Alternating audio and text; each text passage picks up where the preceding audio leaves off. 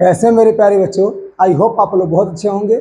आप सभी को हमारे यूट्यूब चैनल जेपी एजुकेशन में स्वागत है। आज हम लोग क्लास 10th के बिहार बोर्ड यानी कि बोर्ड के 10th क्लास के पढ़ने वाले हैं, जो आपका डायरेक्टली 2 नंबर एक्सरसाइज है और 2 नंबर एक्सरसाइज का पूरी तरह से धजिया उड़ाने वाले हैं। एनसीईआरटी से बिल्कुल मिलेगा और ये 2 नंबर एक्सरसाइज 3 नंबर एक्सरसाइज आपको मिलेगा। वैसे एनसीईआरटी में आपको 2 ही एक्सरसाइज, क्योंकि पहला एक्सरसाइज आपको मिलता है प्रकाश का परावर्तन और अपवर्तन, दोनों एक ही में मिलता है। और प्रकाश का परावर्तन अपवर्तन एक एक्सरसाइज को 2 भाग में बांटा गया है। और दूसरा एक्सरसाइज है मानव नेत्र। इसी को तीसरे एक्सरसाइज से हम लोग चलते हैं कि तीसरा नंबर एक्सरसाइज है, क्योंकि प्रकाश का परावर्तन अलग और अपवर्तन अलग, दोनों को अलग अलग डिवाइड कर दिए हैं। और तीसरा नंबर एक्सरसाइज है मानव नेत्र। मानव नेत्र जो है फिजिक्स का यानी साइंस का फिजिक्स से ये आपका तीसरा एक्सरसाइज हम लोग पढ़ने वाले हैं और इसके सारे के सारे कंप्लीट करने वाले हैं। ये हमारा तीसरा एक्सरसाइज है। आपको पता होना चाहिए कि हमारे शरीर के कौन सा ऐसा अंग है, आपसे अगर क्वेश्चन पूछा जाए कि हमारे शरीर का कौन सा ऐसा अंग है जो जन्म लेते हैं जब से मरते दम तक कभी उसमें बदलाव नहीं होता है, नहीं बड़ा होता है नहीं छोटा, कभी वृद्धि नहीं करता, न बढ़ता है नहीं छोड़ता, कौन सा ऐसा अंग है जो बिल्कुल स्थिर रहता है?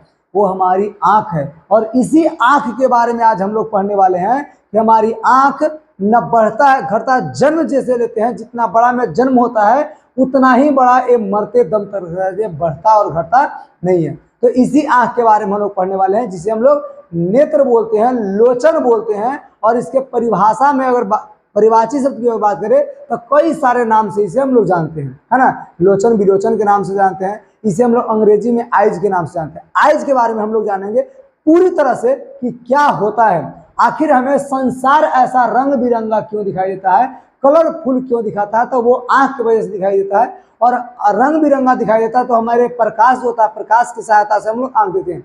बिल्कुल याद रखेंगे, हमारे लिए बिल्कुल सबसे जरूरी चीज होता है किसी वस्तु को देखने के लिए प्रकाश की। प्रकाश अगर है तो हम किसी वस्तु को देख पाते हैं, प्रकाश नहीं है तो किसी वस्तु को नहीं देख पाते। किसी के दिमाग में आए कि हमारी आंख है तो आंख के वजह से हम देखते हैं किसी वस्तु को, नहीं, वो तो सही बात है कि आंख रहेगा तब हम वस्तु को देखेंगे, लेकिन सबसे पहला नंबर पे आता है प्रकाश। प्रकाश अगर है तब भी आप किसी वस्तु को देखिएगा, प्रकाश नहीं है और आंख रहने पर भी आप अंधे बने रहेंगे। लेकिन प्रकाश अगर है, आप आंधे भी रहेंगे तो हो सकता है कि आप नहीं देख रहे हैं, किसी और का आंख है वो तो देख लेगा, लेकिन प्रकाश रहेगा तब। प्रकाश सबसे पहला नंबर पे आता है। दूसरा नंबर पे हमारी आंख आता है किसी वस्तु को देखने के लिए। एक बात और बोलेंगे कि हमारे शरीर के अंदर 5 सेंस ऑर्गन्स होते हैं। हमारे शरीर के अंदर कितने सेंस ऑर्गन्स?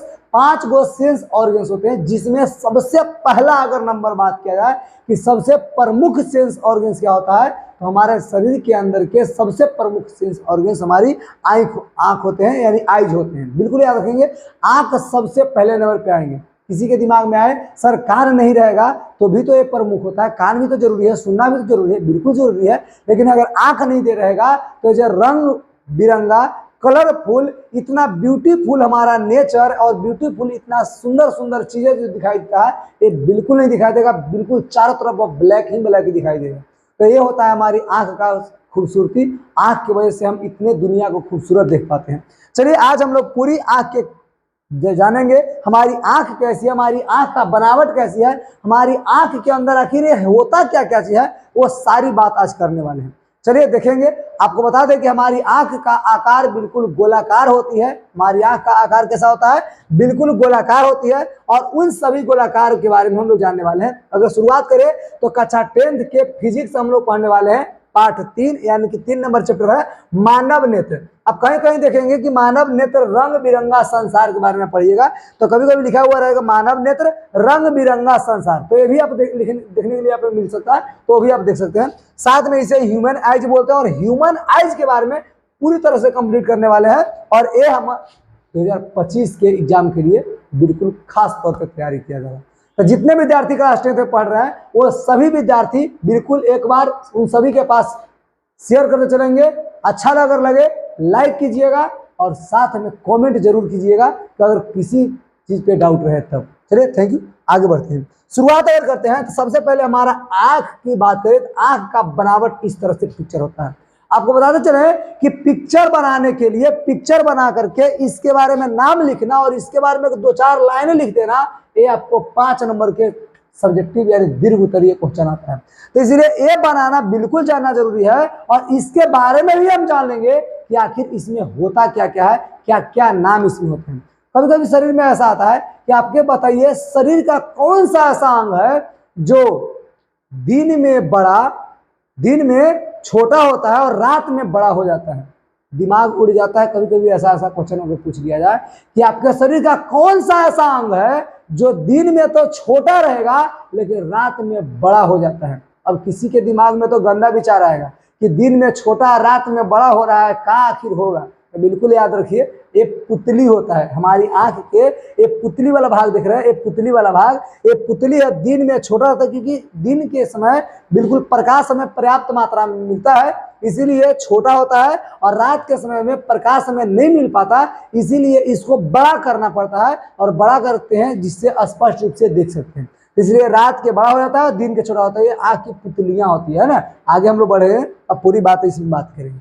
मानव नेत्र का एक पिक्चर है जिसमें आपको बताते हैं कि सबसे आगे जो हमें दिखाई देता है, तो सबसे पहले जो हमें दिख रहा होगा कि आपके आंख के सबसे आगे कुछ दिख रहा होगा, वो हमारी आंख के आगे देखिए कलरफुल ब्लैक कभी दिखता है, कभी किसी किसी में भूरा यानी ब्राउन कलर दिखता है, और किसी किसी में तो नीला यानी ब्लू कलर दिखता है। तो ब्लैक, ब्राउन और नीला यानी कि ब्लू, तीन कलर की हमारी आंखों दिखती है। और सबसे पहली बात करें तो चारों तरफ से आपको दिखेगा, तो हमारी आंख के दोनों तरफ दिखेंगे तो बिल्कुल सफेद कलर के यानी व्हाइट कलर के दिखता है। उसके बीच में गोलाकार भाग होते हैं, वो तीन कलर के होते हैं, ब्राउन कलर के, ब्लू कलर के, और एक क्या होता है, एक आपका ब्लैक कलर के, तीन कलर के। और सबसे बीच में देखिएगा तो सबसे बीच में आपको ब्लैक कलर के दिखता है। वो सारी बात करेंगे। सबसे पहली बात कीजिए कि जो सबसे उठा हुआ भाग जो देख रहे होंगे, तो उठा हुआ भाग आखिर क्या होता है। तो जितना ये उठा हुआ भाग दिख रहा होगा, ये हमारी आंखों में स्पष्ट रूप से होता है। आप ऐसे सीधा देखेंगे तो बिल्कुल हमारा आंख प्लेन दिख रहा होगा, लेकिन जो काला और ब्राउन भूरा कलर के जो है, ये तीनों का देखिएगा तब बिल्कुल तीनों कलर यानी कि एक ही व्यक्ति में नहीं होता, तीनों अलग अलग व्यक्तियों में होता है। किसी किसी में भूरा होता है, किसी किसी में ब्राउन होता है, मतलब भूरा यानी ब्राउन होता है, किसी किसी में नीला होता है यानी कि ब्लू होता है, और किसी किसी में क्या होता है, ब्लैक यानी काला होता है। तो यही चीज होता है जिसको हम लोग अभी एक कलर कर रहे हैं, तो इसको हम लोग क्या बोलेंगे, इसको हम लोग कॉर्निया बोलते हैं। क्या बोलते हैं इसको, कॉर्निया बोलते हैं। बिल्कुल याद रखेंगे, ये जो आप देख रहे हैं उठा हुआ भाग, ये उठा हुआ भाग को हम लोग कॉर्निया बोलते हैं। आंख का बनावट हमारा बिल्कुल खास तौर पे सबसे शुरुआत अगर बात करें, सबसे पहले नंबर पे आता है आंखों के उठा हुआ भाग जो कॉर्निया होता है। कॉर्निया तो समझ गए होंगे। अब कॉर्निया के अंदर जैसे एंट्री करेंगे तो आपको जलीय द्रव मिलेगा या नेत्रोदय मिलता है। क्या मिलता है, नेत्रोद कहते हैं या जलीय द्रव, यानी कि इसके अंदर आपको यहाँ पर देखिएगा ना, तो यहाँ पर बिल्कुल द्रव यानी पानी की तरह कुछ मिलेगा, और इस पानी वाले भाग को जलीय द्रव या नेत्रोद कहते हैं। क्या बोलते हैं, जलीय द्रव कहते हैं या नेत्रोद कहते हैं। आगे बात कीजिए, धीरे धीरे जैसे जैसे हम लोग अंदर में जाते हैं वैसे वैसे सारे राज खुलते जाएंगे। पहले नंबर पे जाने कि हमारा कॉर्निया होता है, कॉर्निया के अंदर कुछ द्रव होते हैं, और इस द्रव का नाम है जलीय द्रव या नेत्रोद कहते हैं। क्या बोलते हैं, नेत्रोद कहते हैं। आप देख रहे होंगे इसी में कि दो उंगलियों की तरह इस तरह से कुछ आपको दिखाई दे रहा होगा, ऐसे बिल्कुल अगर आप देखें तो इस तरह से आपको दिखाई दे रहा होगा, इधर से ऐसे, और इस तरह से जो दिखाई दे रहा है, तो इस वाले भाग को हम लोग आइरिस कहते हैं। देखिए ये जो हमारा ये वाला भाग जो है दोनों तरफ से, इस वाले भाग को क्या बोलेंगे, आइरिस बोलते हैं। इस वाले भाग को क्या बोलेंगे, आइरिस। तो इतना बात आपको याद रखिए, ये वाला जो भाग है इसको हम लोग आइरिस कहते हैं। सबसे पहले कॉर्निया आया, जो उठा हुआ भाग कॉर्निया, उसके बाद जलीय द्रव मिल गया, उसके बाद क्या मिलता है, ये आपका आइरिस मिलता है। क्या मिलता है, तीसरा नंबर पर दिखाए आइरिस।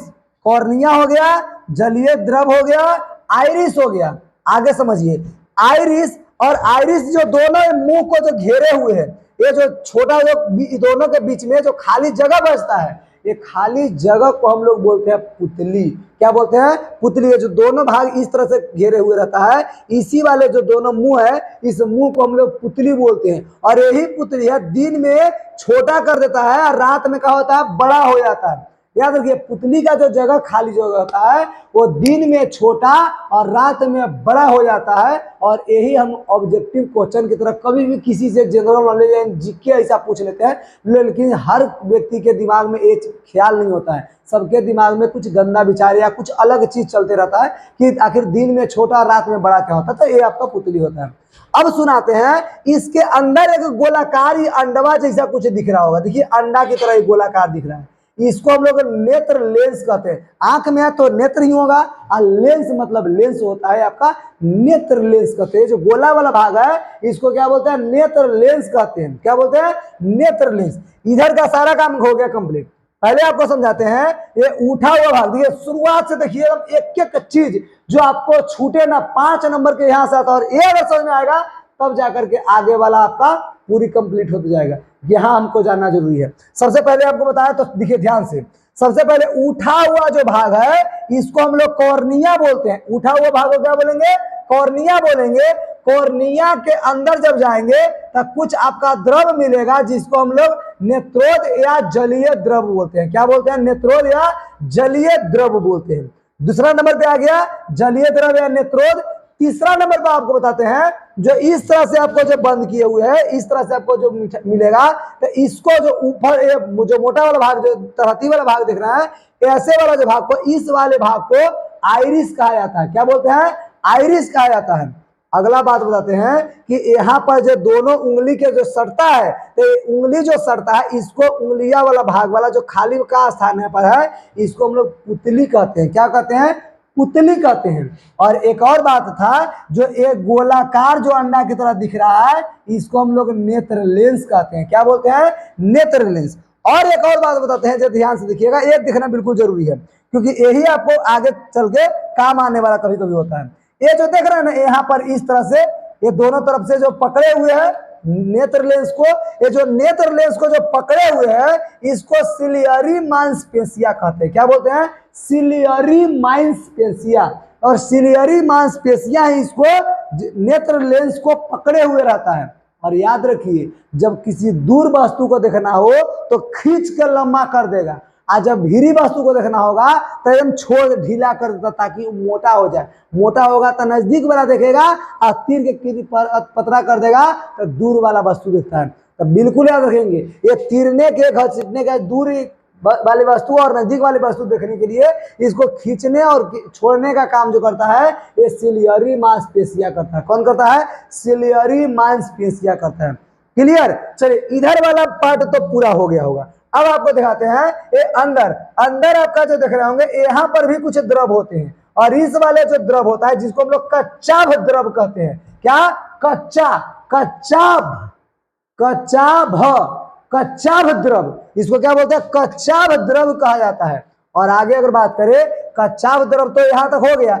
और बाद ही देखिए तो यहाँ पर जो सबसे अंदर वाले जो मोटा वाला जो भाग दिख रहा होगा, इधर से और इधर से भी, तो ये वाला जो भाग आपको दिख रहा है इसको हम लोग क्या बोलते हैं, इसको रेटिना बोलते हैं। क्या बोलते हैं, रेटिना। और रेटिना वो भाग है जो हमारी आंखों पर जो प्रतिबिंब बनता है, जब किसी वस्तु को देखे उसका फोटो इमेज छाया जो है हमारी आंखों में जो बनता है वो रेटिना के ऊपर बनता है, इधर नहीं बनता है। ये तो सारे मशीन सिस्टम तो हो गया ही, लेकिन जो पिक्चर बनेगा वो सारा का सारा आपका रेटिना पर बनेगा। यहाँ पर पिक्चर बनता है, यहाँ से तो प्रकाश आएगा, यहाँ पर पिक्चर बनाता है। और बिल्कुल याद रखेंगे, रेटिना पर पिक्चर बनाता है, इसको हम रेटिना या दृष्टि पटल बोलते हैं।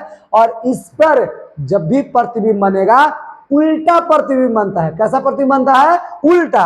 और उल्टा प्रतिबिंब बनता है, लेकिन यहां से देखिए जब जाएगा दो गो यहाँ पर पाइप यानी कि तार जाता है, और एक तार जो है सिग्नल इसको कह सकते हैं कि यहाँ पर जब कोई चीज वस्तु देखते हैं हमारी आंख जब देखती है, और यहाँ पर जो पिक्चर बनता है जो उल्टा बनता है, इसका सिग्नल संवेदनाएं तुरंत इंफॉर्मेशन ले जाकर देता है, किसको, हमारे दिमाग को, ब्रेन को देता है। और जब ब्रेन को देता है तो यहाँ देखता है उल्टा। हमारे ब्रेन समझता है कि नहीं ये देखा उल्टा है, लेकिन हम इसको सीधा करके देते हैं और वो हर एक वस्तु को सीधा देखता है। हम कभी भी देखेंगे कोई वस्तु को अगल बगल में, आप भी देख रहे होंगे, बिल्कुल आपके आंखों के अंदर जो रेटिना है वहां पर उल्टा प्रतिबिंब आपका बन रहा होगा, इमेज जो है, फोटोज जो है उल्टा बन रहा होगा। लेकिन आपका जो दिमाग है वो जानता है कि नहीं ये उल्टा देख रहा है, इसको सीधा करके देखो, तो उसको सीधा कर लेता है, वो सीधा करके आपको कंप्लीट कर देगा। चलिए ये तो बात समझ गए। अब एक बात हो गया, ये दोनों इसको तो रेटिना कह गए, अरे वो बाहर से भी कुछ कुछ दिख रहा होगा। ये बाहर से जो होता है ये बिल्कुल इसको श्वेत पटल, उजला उजला कलर के हमारे आंखों में चारों तरफ देखिए ना, उजला उजला कलर के आपको दिख रहा होगा। तो जो चारों तरफ जो उजला सफेद कलर दिख रहा होगा इसी को सफेद पटल कहते हैं। क्या बोलते हैं? सफेद पटल कहते हैं। और सफेद पटल और रेटिना के बीचवा में जो देखिएगा, ये देखिए तो कुछ आपको दिखाई दे रहा होगा, ये सफेद कलर की, और जो सफेद कलर के दिख रहा है इसको कोरोइड बोलते हैं। क्या बोलते हैं? कोरोइड बोलते हैं। क्लियर? ये हमारा आंखों का क्या हो गया, ये सारे के सारे प्रतिबिंब यानी कि पिक्चर हो गया, और पिक्चर के नाम के सहित आपको दर्शाना होगा। ये आप बिल्कुल कोशिश कीजिएगा कि आप करिए, आपको 5 नंबर बिल्कुल आता ही आता है। तो इसलिए इसको बिल्कुल ले लीजिएगा। अब हमारा शुरुआत होता है एक्सरसाइज वाली बात, और हाँ इंफॉर्मेशन वाली बात जो बोले, बिल्कुल हमारी आंख बिल्कुल गोलाकार होता है। आंख क्या होता है? हमारी गोलाकार होता है, और बिल्कुल हमारी आंख खोपड़ी में, ये हमारा जो दिमाग वाला जो खोपड़ी है, तो आपको पता होना चाहिए कि हमारे खोपड़ी अगर बात करें हमारे शरीर के अथी का, ये ढांचा का जो अथी वाला भाग है, हड्डियों वाला भाग, तो उसमें बिल्कुल यहाँ पर खाली बहुत बड़ा होता है और उसी में ये भर जाता है, और उसके ऊपर से अगर मांसपेशियां लग जाए तो हमारा आंख जो इतना ऐसा दिखता है, हमारा आंख होता है ऐसा, ये दोनों आंख हमारी ऐसा ही होता है।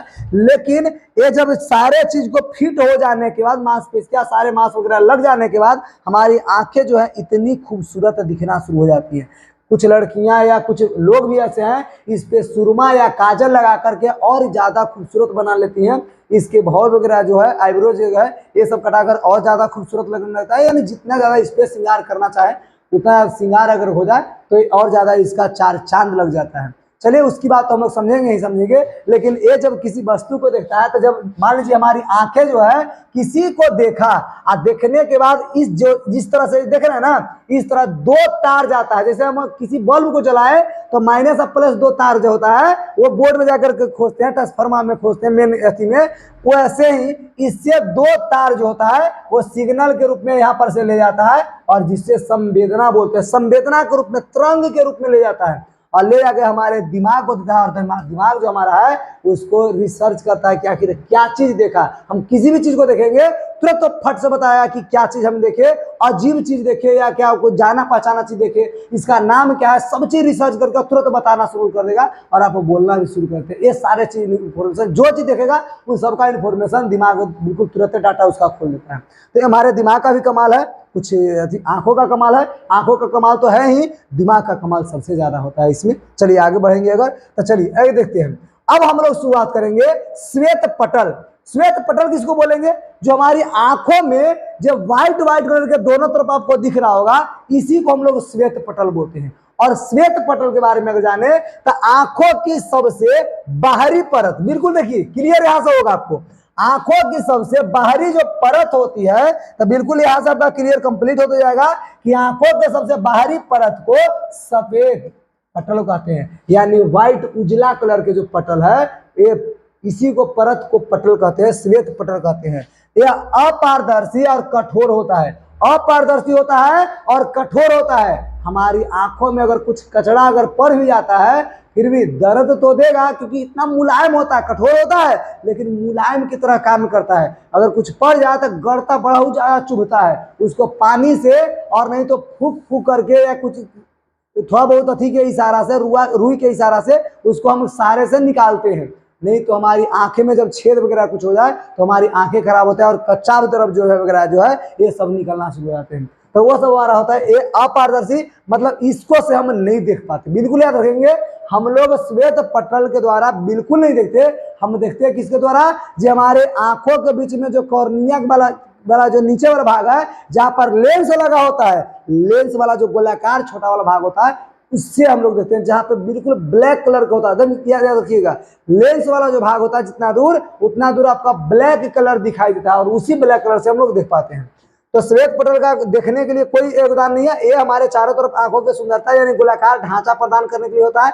और कचाव द्रव भी होता है, वही चीज कचाव द्रव इसीलिए भरा जाता है ताकि हमारा जो आंखों का आकार है गोलाकार बना रहे, वो दबने उबने का काम नहीं करे। कितना भी आप आंखों से दबिएगा ना वो बिल्कुल नहीं दबता है, वो बिल्कुल अपना आकार बनाए हुए रहता है, इसलिए कचाव द्रव भी होता है। श्वेत पटल के बारे में समझ गए कि हमारे चारों तरफ का जो गोलाकार जो सफेद कलर के जो है इसी को हम लोग श्वेत पटल कहते हैं।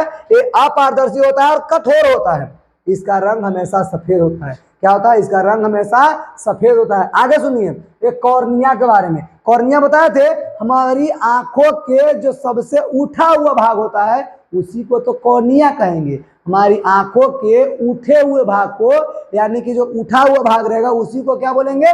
कॉर्निया बोलते हैं। और श्वेत पटल का जो अगला भाग, श्वेत पटल या स्वाद पटल जो है, ये श्वेत पटल का जो अगला भाग उभरा हुआ यानी उठा हुआ होती है उसी को क्या बोलेंगे? कॉर्निया कहते हैं। हमारी श्वेत पटल के जो उठा हुआ भाग है उसे क्या बोलेंगे? कॉर्निया कहते हैं। और कॉर्निया पारदर्शी होता है, बिल्कुल याद रखेंगे, कॉर्निया पारदर्शी होता है, तभी तो हमारी आंखों से जो इतना रोशनी आता है वो हमारी आंखों के अंदर प्रवेश कर जाती है। ये कॉर्निया पारदर्शी होती है और श्वेत पटल अपारदर्शी होते हैं। साथ में आगे सुनिए कि प्रकाश की किरण सबसे पहले हमारी आंखों में कॉर्निया द्वारा ही प्रवेश करती है। श्वेत पटल जो होते हैं ये हमारी प्रकाश होता है, प्रकाश हमारी आंखों के कॉर्निया के द्वारा ही हमारे अंदर आंखों के अंदर प्रवेश करती है। सबसे पहला गेट जो मिलने वाला है हमारी प्रकाश के लिए, तब प्रकाश जब एंट्री करता है हमारी आंखों में सबसे पहला गेट कॉर्निया के रूप में ही मिलता है, जो कॉर्निया आपका होता है। क्लियर? आगे देखेंगे कोरोइड। अब एक कोरोइड का होता है तो आपको पहले बताए थे कि मानव नेत्र श्वेत पटल के बाद वाली जो परत होती है उसी को कोरोइड बोलेंगे। मानव नेत्र और श्वेत पटल के बीच में जो परत होती है उसे क्या बोलते हैं? कोरोइड बोलते हैं। क्या बोलते हैं? कोरोइड बोलते हैं। क्लियर? इसका रंग गहरा भूरा रंग का होता है। इसका जो रंग कलर होता है हल्का भूरा रंग, हल्का नहीं गहरा भूरा रंग का होता है। साथ में ये जानेंगे कोरोइड आगे बढ़कर दो भाग में बढ़ जाते हैं। कोरोइड है वो आगे जाकर के दो भागों में बढ़ जाती है और वो दो भाग विभक्त हो जाती है, जिसका पिछला भाग कहता है, पिछला भाग सिलियरी मांसपेशिया और पश्चमाभी मांसपेशिया कहलाती है। और आगे वाला जो भाग होता है तो आगे वाली पारदर्शी परत सिकुड़ने और फैलने का डायफ्राम के रूप में रहती है और जिसे कहता है परितारिका या आइरिस कहते हैं। जिसे क्या कहते हैं? परितारिका कहते हैं या आइरिस कहते हैं। बिल्कुल अच्छे से अगर याद रखिए तो बिल्कुल हम आपको दिखाना चाहेंगे और देखिएगा भी आप लोग। तो देखिए हमारी आंख जब देखते हैं तो हमारी आंखों में बिल्कुल अच्छे तरह से देख सकते हैं। चलिए इसको ले लेते हैं, है ना? हाँ, अब ये देखिए ऊपर वाला काम तो हो गया, अब नीचे देखेंगे तब यहाँ पर देखेंगे। अब जैसे इसको देखिएगा तो हमारा जो कौन है? हमारा कोरोइड है। अब कोरोइड बिल्कुल इस तरह से होता है, आगे इधर से कोरोइड बनता है, आगे जाकर के दो भाग में खुलता है। एक तो होता है आइरिस वाला भाग जो ये उंगली की तरह दिखता है, एक इस तरह से बने हुए रहता है। तो आगे वाला जो होता है आइरिस होता है। आगे वाला क्या होता है? आगे वाला हिस्सा याद रखिए, आगे वाला जो उंगली वाला हिस्सा होता है वो आइरिस होता है। क्या होता है? आइरिस, जो फैलने और सिकुड़ने का काम करता है। और इसी के बारे में आपको बताए थे कि दिन के समय में ये छोटा हो जाता है, रात के समय में बड़ा होता है, यानी फैलने सिकुड़ने का काम करता है, जो डायफ्राम के रूप में रहती है। इसको हम लोग परितारिका कहते हैं या आइरिस के नाम जानते हैं। तो ये तो हो गया आगे वाला भाग। और पीछे वाला जो उंगली वाला भाग जो दिख रहा है, चारों पांचों उंगली एक जगह है, ये पीछे वाला भाग जो पिछला भाग होता है, देखिए यहाँ से कि पिछला भाग जो होता है सिलियरी मांसपेशिया कहलाती है। किसको क्या बोलेंगे? सिलियरी मांसपेशिया कहेंगे। क्लियर? कंप्लीट। चलिए आगे बढ़ेंगे। अगला नंबर पॉइंट देखिए क्या कहता है। अब सिलियरी मांसपेशिया और आइरिस क्या होता है? तो सिलियरी मांसपेशिया यह मुलायम होता है। सिलियरी मांसपेशिया कैसा होता है? यह मुलायम होता है और यह दोनों तरफ से अपने बीच में कहता है, यह दोनों तरफ से, ऊपर से भी या नीचे से भी, दोनों तरफ से अपने बीच में क्या को कहता है, नेत्र लेंस को लटकाए हुए रखता है। बिल्कुल याद रखिए, सिलियरी मांसपेशियां है, ये दोनों तरफ से, किस तरफ से, दोनों तरफ से नेत्र लेंस को क्या किया हुआ रहता है, ये दबाए हुए रहता है। क्या किया हुआ रहता है, बिल्कुल याद रखेंगे। इस तरह से अगर बात करें तो इस तरह से बिल्कुल ऐसे रहता है, इस तरह से, है ना। कहता है दोनों तरफ से बिल्कुल नेत्र लेंस को दबाए हुए लटकाए हुए रहता है। आइरिस का काम क्या होता है बाबू, तो अगला वाला भाग दिख रहा है ना, यही आपका आइरिस है। आइरिस सिकुंचनशील होते हैं, ये सिकुड़ने और फैलने का काम करता है, जो हमारा आइरिस होता है। आगे सुनाते हैं, आंसू में पाए जाने वाला हार्मोन जो होता है, जिसको बोलते हैं एक्वियस ह्यूमर बोलते हैं। क्या बोलते हैं, एक्वियस ह्यूमर। सबसे अच्छी बात है, इंपॉर्टेंट है कि हमारा जो आंसू निकलते हैं, आंसू में जो हार्मोन पाए जाते हैं, उसका नाम क्या है, एक्वियस ह्यूमर। क्या बोलते हैं, एक्वियस ह्यूमर। हमारे आंखों के द्वारा जो आंसू निकलते हैं, उस आंसू में जो हार्मोन पाए जाते हैं, उस हार्मोन का नाम है एक्वियस ह्यूमर है। और यह जो होता है आइरिस, वो अपारदर्शी होता है। आइरिस होता है अपारदर्शी। जो खुला हुआ भाग जो यहाँ पर दिख रहा होगा, तो खुल का भाग पारदर्शी होता है, लेकिन इधर वाला जो भाग देख रहे हैं उंगली जैसा, इसको बोलते हैं आइरिस। और आइरिस जो होता है अपारदर्शी होता है। आइरिस कैसा होता है, अपारदर्शी होता है। आगे सुनिए, आइरिस का रंग भिन्न भिन्न व्यक्तियों में इसका रंग काला, भूरा और नीला होता है। बिल्कुल याद रखिए, आइरिस जो है वही आपका रंग बदलता है। किसी किसी के देखिएगा आंख जो भूरा आपको दिखाई देगा, बिल्कुल बिल्ली के आंख की जैसा।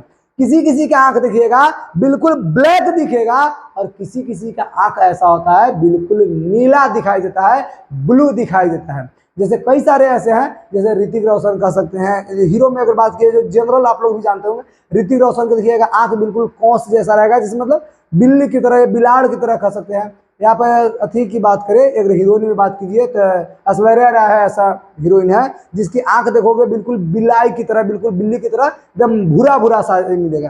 तो हर किसी का, हम लोगों का नॉर्मल अगर आंख देखो तो चाहे काला या नीला ऐसा होता है, तो काला ही ज्यादातर आपको मिलेगा। तो देखिए तीन तरह से होता है, एक तो काला, भूरा और नीला, तीन तरह से। और इस एक कौन करता है, आइरिस जो है इसका रंग चेंज होता है। यही रंग हर एक व्यक्ति में, अलग अलग व्यक्तियों में अलग अलग कलर के हो सकते हैं। आगे सुनिए, आइरिस जो होता है ये अधिक प्रकाश में सिकुड़ जाता है और कम प्रकाश में फैल जाता है। दिन के समय में ये सिकुड़ जाता है, यानी कि छोटा हो जाता है, और रात के समय में ये बड़ा हो जाता है, यानी कम प्रकाश में फैल जाता है, और दिन के समय में ज्यादा प्रकाश में ये सिकुड़ जाता है। बिल्कुल याद रखेंगे, ये आइरिस का कमाल होता है कि दिन के समय में क्या होता है, ये सिकुड़ जाता है, और रात के समय में फैल जाता है। कौन, आइरिस। कंप्लीट। चलिए आगे बढ़ेंगे, और अगला नंबर भाग क्या आता है, पुतली के बारे में। पुतली आपका आ गया, और यही पुतली आइरिस के माध्यम से काम करता है। कहता है आइरिस के माध्यम, मतलब बीच में एक छिद्र होता है, आइरिस के बीच में एक छिद्र होता है, और इस छिद्र को पुतली कहा जाता है। दोनों तरफ से अगर बात की, एक तरफ से उंगली इधर और एक तरफ से अगर उंगली इधर कहे, और बीच में यहाँ पर अगर बात करें कि ये आपका क्या नेत्र लेंस है, और यहाँ से आपका मिलता है ये जो पकड़े हुए इसको रहता है ना। तो ये आपका हो गया आइरिस। और आइरिस के जो बीचवा में जो खाली का भगवा दिख रहा है, इस खाली भाग को ही हम लोग पुतली बोलते हैं। क्या बोलते हैं, पुतली। और पुतली कहता है कि आइरिस के बीच में जो खाली भाग, जो बीच वाला भाग है, ये मध्य वाला भाग में छिद्र होता है, और इसी वाले छिद्र को हम लोग पुतली कहते हैं। क्या कहते हैं, पुतली। आगे सुनिए, कहता है आइरिस के सिकुड़ने और फैलने से पुतली का आकार घटती और बढ़ती है। आइरिस है सिकुड़ेगा और फैलेगा तो इसका आकार घटने का और बढ़ती है। प्रकाश का नियंत्रण कौन करता है, पुतली करता है। पुतली ही ऐसा चीज है जो प्रकाश का नियंत्रण करता है कि ज्यादा प्रकाश हो तो सिकुड़ा लेता है, और कम प्रकाश हो तो फैलाने का काम करता है। यानी फैलाने सिकुड़ाने का काम जो है ये आइरिस का काम होता है, पुतली का काम होता है। क्लियर। आगे देखेंगे, अब हम देखेंगे यहाँ पर असमंजन क्षमता। असमंजन क्षमता सबसे इंपॉर्टेंट, और इसको क्वेश्चन को तो डायरेक्टली अगर बात कीजिए तो ये सबके VVI मारिए। क्या मारिए, VVI। ऐसा ऐसा क्वेश्चन एक बार नहीं, हजारों बार पूछा जाता है। और ये भी नहीं बोलेंगे कि सिर्फ मैट्रिक के एग्जाम में, अदर कॉम्पिटिटिव एग्जाम में भी पूछता है क्वेश्चन। तो बिल्कुल ये जानना चाहिए कि स्मंजन क्षमता क्या होता है। देखिए आंखों को देखने वाली जो क्षमता होता है उसी को स्मंजन क्षमता बोलेंगे। आंखों को देखने वाली की कितना दूरी वाले वस्तु को देख रहा है, भीरी वाले को देख रहा है, दूर को देख रहा है, बीच वाले को देख रहा है, अनंत को देख रहा है, बादल को देख रहा है, कितना दूर वाले व्यक्ति को देख रहा है। तो आंखों को देखने की क्षमता को क्या बोलते हैं? स्मंजन क्षमता बोलते हैं। और स्मंजन क्षमता की बात करें तो किसी भी मानव या स्वस्थ व्यक्ति हो जिसका आंख बिल्कुल स्वस्थ हो, कोई किसी प्रकार का रोग उसमें ना हो, तो स्वस्थ व्यक्ति हो या स्वस्थ आंख में, स्वस्थ नेत्र में, आंखों में बिल्कुल अगर बात करें स्मंजन क्षमता तो सबसे न्यूनतम 25 सेंटीमीटर होता है और अधिकतम के बाद आप गिनती ना कीजिए, अनंत तक आप देख सकते हैं। यहाँ से लेके हम चांद देख लेते हैं, आप तो सूरज भी देखे होंगे, है ना। तो बिल्कुल ये अनंत में आता है बाबू, इससे नजदीक में अनंत समझिए। तो ये सूरज हम लोग देखते हैं अनंत होता है, तो इसका दूरी को हम अनंत वाले दूरी को बिल्कुल नाप नहीं सकते, हाँ सबसे कम वाले दूरी को मापते हैं। और ये बिल्कुल याद रखेंगे कि सामान्य आंख के अनंत दूरी से 25 सेंटीमीटर तक के वस्तुओं को स्पष्ट देख सकता है। यानी अनंत से लेके, अनंत मतलब अनगिनत, अनंत से लेकर के और 25 सेंटीमीटर या 25 सेंटीमीटर से लेकर के अनंत वाले वस्तुओं को यह स्पष्ट रूप से देखने का क्षमता होता है हमारी आंखों में। तो ये बिल्कुल याद रखेंगे कि स्मंजन क्षमता क्या होता है। तो आंख की वैसी क्षमता जिससे नेत्र लेंस फोकस दूरी को अपने आप बदलती रहती है, अपने आप बदलती है। नजदीक के देखना है, दूर के देखना है, कैसे देखना है वो अपने एडजस्ट करती है। और यही एडजस्ट करने की क्षमता को क्या बोलते हैं? स्मंजन क्षमता बोलते हैं। समान आंख जो होते हैं, जो नॉर्मल आंख होते हैं, उसको अनंत से लेकर के 25 सेंटीमीटर दूरी तक के वस्तु को स्पष्ट रूप से वो देख सकता है। तो इस तरह से हमारी आंखें होती है और आंख को नजदीक से लेकर के 25 सेंटीमीटर वस्तु को बहुत आराम से स्पष्ट रूप से देख सकता है। अगला नंबर पॉइंट अगर देखिए तो ये हम लोग देखेंगे, यहाँ से हमारा क्लियर होता है। हम आंखों के बारे में तो बहुत अच्छे से जान गए, अब हम लोग जानेंगे हमारी आंखों में कोई बीमारी भी तो होती होगी, हमारे आंखें में कोई कमी होती होगी। अब उसी कमी को हम लोग दोष बोलते हैं, नेत्र दोष। क्या बोलते हैं? नेत्र दोष। अब नेत्र दोष को हम लोग 2 नहीं 3 भाग में बांटते हैं। पहले तो समझिए कि दृष्टि दोष या नेत्र दोष होता क्या है और इसके निवारण को भी समझेंगे। तो ये कभी कभी ऐसा होता है कि सामान्य नॉर्मल आंख दूर या निकट, दूर या नजदीक, दूर में भी और नजदीक में भी कोई भी वस्तु को रेटिना पर प्रतिबिंब नहीं बनाता। कोई भी वस्तु का, बिल्कुल यहाँ पर देखिए कुछ छूट गया, कोई भी स्थित वस्तु का प्रतिबिंब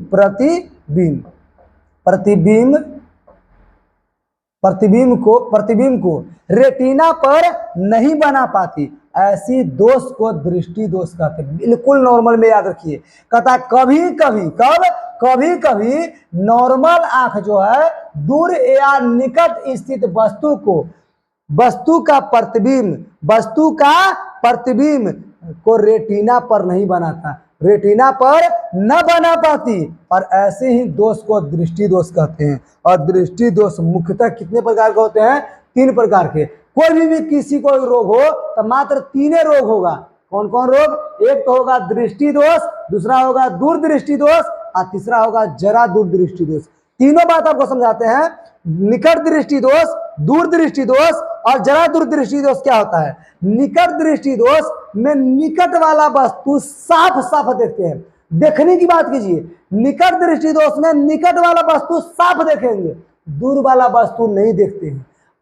दूर दृष्टि दोष में दूर वाला वस्तु को साफ देखते हैं, निकट वाला को नहीं देखते हैं। और जरा दूर दृष्टि में ना दूरे वाला देखते हैं ना ही नजदीके वाला वस्तु को देखते हैं, उसे हम लोग जरा दूर दृष्टि दोष कहते हैं। अब देखिए, निकट दृष्टि दोष को मायोपिया भी कहते हैं, दूरदृष्टि दोष को हाइमेट्रोपिया कहते हैं, और जरा दूरदृष्टि दोष को कहता प्रेसबियोपिया कहते हैं। तो बिल्कुल तीनों के नाम आपका कंप्लीट याद हो गया होगा। अब तीनों के नाम के साथ परिभाषा और इसके निवारण को भी समझेंगे। पहली बात आता है बाबू दृष्टि दोष। कौन दृष्टि दोष? निकट दृष्टि दोष। हम बताए अभी कि आंख की वैसी दोष, आंख में वैसी अवगुण या कमी जो दूर रखी वस्तु को साफ साफ नहीं देख पाता है। निकट में निकट वाला देखेगा, दूर वाला नहीं देखेगा। दूर वाला में दूर वाला देखेगा, निकट वाला नहीं देखेगा। तो समझिए कि वैसी आंखों की वैसी दोष जिससे दूर की वस्तु को साफ साफ नहीं देखते हैं। दूर वाला नहीं देखेगा यानी नजदीक वाला देखता है, दूर वाला नहीं देखता मतलब नजदीक वाला देखता है। वैसे दोष को निकट दृष्टि दोष कहेंगे। और इसके दोष के कारण कैसे होता है, ये दोष आखिर होता कैसे है, तो नेत्र गोलक जो होते हैं लेंस, उसको मोटा हो जाना या क्या हो जाना, दूर हो जाना। अब सुनिए क्या होता है, कहता है नेत्र गोलक का लंबा हो जाना। नेत्र गोलक क्या हो जाता है, लंबा हो जाता है, अर्थात नेत्र लेंस और रेटिना के बीच के दूरी का बढ़ जाना। नेत्र लेंस और रेटिना के दोनों के बीच का दूरी क्या हो जाएगा, बढ़ जाएगा, जिससे उसका प्रतिबिंब रेटिना पर बनता ही नहीं। और जब रेटिना पर प्रतिबिंब नहीं बनेगा तो दूर वाला वस्तु को देख नहीं पाएगा। अब देखो दूसरा कारण कहता है कि नेत्र लेंस आवश्यकता से अधिक मोटा हो जाना। नेत्र लेंस का आवश्यकता जरूरत से ज्यादा जब मोटा हो जाता है तब उससे उसकी फोकस दूरी काम नहीं हो पाती, यानी उसके फोकस दूरी भी कम हो जाती है, काम नहीं कम हो जाता है, और जिसके कारण दूर निकट वाली वस्तु नहीं देख पाता, दूर वाला वस्तु देख पाता है। तो ये हमारा दो कारण हो गया। अब हम लोग जो निवारण की बात करें तो बिल्कुल याद रखेंगे, उपचार यानी कि निवारण, कि इसमें अपसारी यानी अवतल लेंस का उपयोग किया जाता है। बिल्कुल याद रखेंगे, निकट दृष्टि दोष में अवतल लेंस का यूज किया जाता है। कौन से चश्मा का, तो जब भी किसी को दूर वाला वस्तु दिखाई ना दे, नजदीक वाला वस्तु दिखाई दे, तो उसे अवतल लेंस वाला चश्मा का यूज किया जाना चाहिए। हाँ, ये चश्मा का नंबर होता है, यानी 0.5, 1 पॉइंट के, 1.5 पॉइंट के, 2 पॉइंट के, इस करके ये नंबर होते हैं। तो नंबर के हिसाब से वो चश्मा का लेना होता है। पहले तो जांच कराना पड़ता है तब जाकर के चश्मा। और बिल्कुल आपको इतना याद होना चाहिए कि दूर दृष्टि दोष है तो उसके लिए उत्तल लेंस, और निकट दृष्टि दोष है उसके लिए अवतल लेंस वाले चश्मा, यानी कि किसका अति कर सकते हैं कि आईना का यूज कर सकते हैं, यानी चश्मे का यूज करते हैं, है ना। आगे देखिए, अब ये हमारा नॉर्मल आंख है। कैसा आंख है, नॉर्मल। यहाँ पर कोई वस्तु है, इसका प्रतिबिंब रेटिना पर साफ साफ दिखाई दे रहा है कि बनता है। अगली बात समझिए कि अगर हम लोग का जब दृष्टि दोष रहेगा, कौन दृष्टि दोष, निकट दृष्टि, जब निकट दृष्टि दोष रहेगा तो इसका यहाँ से प्रतिबिंब जब आ रहा है तो इसका पिक्चर बाबू यहाँ रेटिना पर जाने ही नहीं देगा, एजे पर या आपस में कट जाएगा। जब कट जाता है तब पिक्चर ही नहीं बनेगा, और जब पिक्चर बनवे नहीं करेगा तो आपको दिखेगा नहीं। तब अगला काम क्या होता है, यहाँ पर हम लोग अवतल लेंस यूज करते हैं। अवतल लेंस का चश्मा लगा लेते हैं, और जब अवतल लेंस का चश्मा लगा लेगा तो उसको खींच करके और रेटिना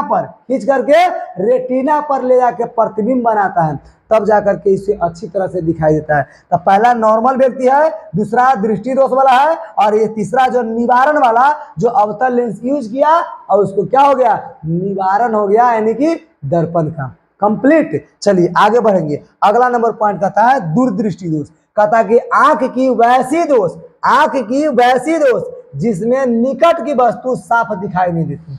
दूरदृष्टि दोष में दूर की वस्तु दिखाई देगा, निकट के वस्तु साफ दिखाई नहीं देगा। और निकट दृष्टि दोष में निकट के वस्तु साफ दिखाई देगा, दूर के वस्तु साफ दिखाई नहीं देगा। अब दो कारण समझिए, तो उसके उल्टा हो जाता है। इसमें नेत्र गोलक का छोटा हो जाना, उसमें लंबा हो जाना, इसमें नेत्र गोलक का छोटा हो जाना, अर्थात नेत्र गोलक और रेटिना के बीच की दूरी क्या होता है, कम जाता है। बिल्कुल याद रखेंगे, नेत्र गोलक, नेत्र लेंस और रेटिना के बीच की जो दूरी है वो कम जाता है, ये हो जाता है। दूसरी बात समझिए कि नेत्र लेंस का आवश्यकता से अधिक पतला हो जाना, ये दूरदृष्टि दोष में ये पतला हो जाता है, और निकट दृष्टि में ये क्या होता है, नेत्र लेंस मोटा हो जाता है, जिसके वजह से प्रतिबिंब नहीं बन पाता। अब इसका उपचार या निवारण समझेंगे तो इसमें अभिसारी यानी उत्तल लेंस का उपयोग किया जाता है। अवतल लेंस कौन में, निकट दृष्टि दोष में, उत्तल लेंस दूर दृष्टि दोष में। कंप्लीट इतना। अगला आएगा क्या, इसका पिक्चर। अब ये है बाबू नॉर्मल आदमी जिसको कोई बीमारी नहीं है, कोई दोष नहीं है, इसमें बाबू दोष हो गया। जब इसका दोष, यहाँ पर वस्तु रखा हुआ है और वस्तु यहाँ है और वस्तु को देख रहा है यहाँ, तो दिखाई दे रहा है इसको यहाँ, और इसका प्रतिबिंब बना देखो इधर, तो इसका रेटिना पर जब प्रतिबिंब न बने तो इसको साफ दिखाई देवे नहीं करेगा।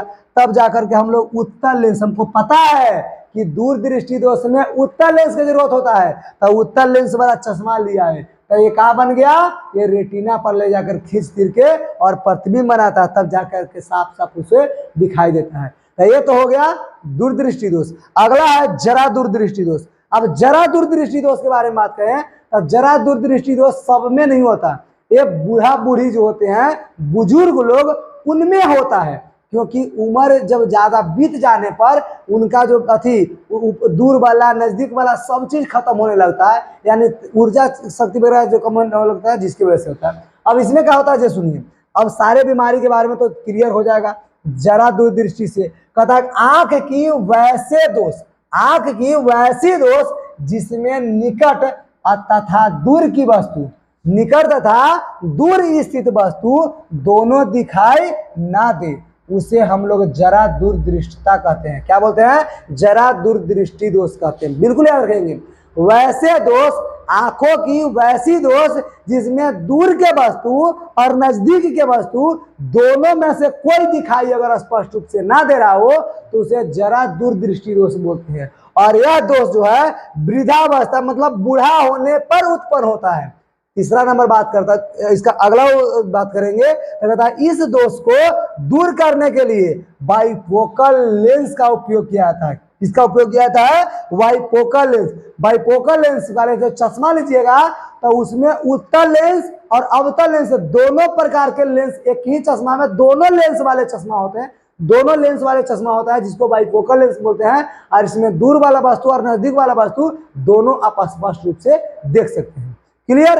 अब इसको समझने के लिए ये आपका आता है जो कौन से दोष में कौन सा निवारण करेंगे, कौन से लेंस लगाएंगे, तो इसके लिए बिल्कुल याद रखेंगे। क्या याद रखना है, जो सुनिए, उत्तल लेंस, देखिए नाम सुनिए, उत्तल, ऊ, अगर तेजी से बोलिएगा ऊ, यानी कि ऊ मतलब ये दूर जा रहा है, तो उत्तल लेंस में वो दूर जा रहा है, तो देखिए ये दूरदृष्टि दोष है, यानी कि इसको कह सकते हैं कि उत्तल लेंस दूरदृष्टि दोष वाले में लगाते हैं, और अवतल लेंस अवतल लेंस नजदीक वाला यानी नजदीक दृष्टि दोष में होता है। निकट दृष्टि दोष में अवतल लेंस और दूर दृष्टि दोष में उत्तल लेंस का यूज किया जाता है। क्लियर। और इसमें जो होता है जरा दूरदृष्टि दोष जिसमें दोनों होते हैं बाइफोकल लेंस। बिल्कुल ये आपका अलग है, बाइफोकल लेंस, तो ये आपको बहुत अच्छे से याद रहेगा। तो तीनों बात याद रखिएगा कि दूरदृष्टि दोष में उत्तल लेंस, निकट दृष्टि दोष में अवतल लेंस और जरा दूरदृष्टि दोष में बाइफोकल लेंस। ये तीनों अगर क्वेश्चन याद रखते हैं तो ये ऑब्जेक्टिव में धुआंधार पूछा है, तो हो सकता है कि अगला बार भी पूछ दे, यानी 25 में पूछेगा तो आप लोग पीछे ना हटिएगा, एकदम जवाब देकर करेक्ट मार्क आइएगा। चलिए ऑब्जेक्टिव भी हम देखते चलेंगे, पहले सब्जेक्टिव वाला काम है तो वो तो देखते चलेंगे। चश्मा आपका इस तरह से होते हैं जिसमें आपको ये निकट दृष्टि दोष के लिए अवतल लेंस लगाए जाते हैं और उत्तल दृष्टि दोष के लिए आपको उत्तल लेंस आपको लगाए जाते हैं, और जिसका उत्तल और अवतल दोनों की जरूरत हो उसमें दोनों तरह के लेंस आपको लगाए हुए मिलते हैं। क्लियर। चलिए आगे बढ़ेंगे, तब अब आगे देखिए बढ़ेंगे जिसमें आता है बाबू क्या, वायुमंडलीय अपवर्तनांक। अपवर्तन के बारे में तो जानते होंगे कि जब कोई प्रकाश एक माध्यम से, जब कोई प्रकाश किसी वस्तु पर पड़ता है तो एक माध्यम से दूसरे माध्यम में जब प्रवेश करता है तो अपनी दिशा विपरीत यानी परिवर्तन करता है, और जब दिशा परिवर्तन करता है उसी को हम लोग अपवर्तन कहते हैं। अब इसमें हम लोग जानेंगे वायुमंडलीय अपवर्तन, इसमें वायुमंडल में अपवर्तन करता है। अब सुनिए, वायुमंडल में दिखने वाले विभिन्न प्रकार के घटना को वायुमंडलीय अपवर्तन कहते हैं। अब कौन कौन, जैसे तारे का टिमटिमाना, सूर्योदय या सूर्यास्त के समय में तारा जो होते हैं, या तारा कहिए या सूरज कहिए, चांद कहिए, इसको लाल दिखाई देना। देखिए सूरज जब उगेगा तो सुबह में उगते समय और शाम का डूबते समय लाल दिखाई देता है। अब लाल किसके कारण दिखाई देता है ये आपको बताना है, तो ये बिल्कुल नॉर्मल याद रखिए, ये वायुमंडलीय अपवर्तन के कारण दिखाई देता है। कर कोई एक नंबर का ऑब्जेक्टिव क्वेश्चन ऐसा बताना हो कि सूर्योदय या सूर्यास्त के समय में जब ये लाल रंग दिखाई देता है, क्यों दिखाई देता है, तो वायुमंडलीय अपवर्तन के कारण दिखाई देता है। आगे बारे में इसके बारे में विस्तार से हम बात करेंगे, लेकिन अभी इतना ही समझिए। अब सुनेंगे पहली बात क्या कि तारे का टिमटिमाना। आखिर वायुमंडल में तारे जब देखते हैं तो क्यों टिमटिमाते हैं? बिल्कुल, ये तारा आपको दिखा रहा होगा, कुछ कुछ तारे के पिक्चर भी डाले हैं। तारे का टिमटिमाना जो है, ये अब समझिए कि तारे क्यों टिमटिमाते हैं। ये हमारा सबसे इंपॉर्टेंट चीज है, जिसमें आपको लिखा हुआ साथ दिखाई दे रहा होगा, ये अंधेरा किया हुआ थोड़ा सा है, रात वाला सीजन लिया हुआ, क्योंकि तारा तो रात में ही दिखाई देगा, तो आपको रात लाना ही पड़ेगा। अब सुनिए, कहता तारे वायुमंडलीय अपवर्तन के कारण टिमटिमाते हैं। बिल्कुल नॉर्मल है। और एक लाइन में आपको परिभाषा जब देना हो तो बिल्कुल ऐसे ही आप भी परिभाषा देंगे कि तारे जो है वायुमंडलीय अपवर्तन के कारण टिमटिमाते हैं। अब आगे सुनिए, जब दीर्घ उत्तरीय या लघु उत्तरीय रहे तब कहता पृथ्वी के वायुमंडल में प्रवेश करने के बाद क्या प्रकाश को, यानी कि तारा का प्रकाश हो, सूरज का प्रकाश हो, या ज्यादातर तारा का प्रकाश ही समझिए कि तारा का प्रकाश जब पृथ्वी के वायुमंडल में जब प्रवेश करता है, एंट्री करता है, तब एंट्री करने के पश्चात यानी बाद पृथ्वी के पृष्ठ पर पहुंचने तक, यानी पृथ्वी के सतह पर पहुंचने तक तारे का प्रकाश निरंतर अपवर्तित होता रहता है। निरंतर मतलब लगातार वो अपवर्तित होते रहता है, और अपवर्तित होने के कारण इसीलिए तारा कभी कभी तारा जो है ये कभी कम प्रकाश कभी अधिक, कहता है कि तारा कभी कम प्रकाश और कभी अधिक प्रकाश देता हुआ मालूम पड़ता है, अर्थात टिमटिमाता है। नॉर्मल बात है। कहता है कि प्रकाश निरंतर अपवर्तित होते रहता है, इसीलिए तारा कभी कम प्रकाश कभी अधिक प्रकाश देता है, मालूम पड़ता है, और इसी को हम लोग अर्थात कहते हैं कि तारे क्या होते हैं? टिमटिमाते हैं। कंप्लीट। चलिए आगे बढ़ेंगे। अब अगला नंबर, सूर्योदय या सूर्यास्त के समय में आपको पता होना चाहिए समय लगता है। सूर्योदय, सूरज जब उगता है तब आपको देखिएगा सूरज से लेकर के पृथ्वी पर आने में सूरज का जो प्रकाश जो होते हैं किरण, उसको लगभग 8 मिनट के आसपास में, कुछ 8 मिनट 20 सेकंड 25 सेकंड के आसपास में बिल्कुल क्या लगते हैं? टाइम लगते हैं। अब बताइए कि इतना टाइम लगते हैं, तो ये तो लगा दोपहर के समय में या कोई भी टाइम हो, लेकिन सुबह और शाम के समय में ज्यादा टाइम लगता है। ऐसा क्यों? इसके बारे में बात कीजिए, सुनेंगे। कहता है कि पृथ्वी के चारों तरफ वायुमंडल है। सही बात है, पृथ्वी के चारों तरफ वायुमंडल है, और वायुमंडल का घनत्व पृथ्वी की सतह पर अधिक है। वायुमंडल का घनत्व पृथ्वी पर के चारों तरफ ही वायुमंडल है, और वायुमंडल का घनत्व जो है पृथ्वी पर बहुत ज्यादा है। कहता है कि हम जैसे जैसे ऊपर जाते हैं, जैसे हम ऊपर जाते हैं तो घनत्व घटता है, क्योंकि वायुमंडल घटता है, तो वायुमंडल जैसे जैसे घटेगा वैसे वैसे उसका घनत्व भी घटता है। और जब सूरज के किरण निर्वात से, जब सूरज के किरण वायुमंडल छोड़ कर ऊपर चला जाता है, यानी निर्वात में जहाँ कोई हवा वायुमंडल नहीं होता है, वहां पर से जब वायुमंडल में प्रवेश करती है, निर्वात से वायुमंडल में प्रवेश करती है, तो किरण अपवर्तित हो जाती है। किरण क्या होती है? अपवर्तित, मतलब इधर से इधर मुड़ते चलता है, यानी अपवर्तित हो जाती है। और सूरज जो है क्षितिज पर होता है। सूरज क्षितिज मतलब सीधे ऊपर, या कह सकते हैं कि नीचे। जब क्षितिज पर होता है, यानी कि सूरज उगते समय सूरज क्षितिज पर ही रहेगा, तिरछे आएगा प्रकाश। तो जब क्षितिज पर होता है तब अपवर्तन के कारण किरण नीचे की ओर मुड़ जाती है। जब ऐसे होगा तब बिल्कुल मुड़ जाता है, यानी कि नीचे की ओर मुड़ जाता है। अतः सूरज जो है अपनी वास्तविक ऊंचाई से अधिक ऊंचा दिखाई पड़ता है। सूरज जो है वास्तविक अपना खुद के ओरिजिनल ऊंचाई से, हाइट से बहुत ज्यादा अधिक ऊंचाई दिखाई देता है।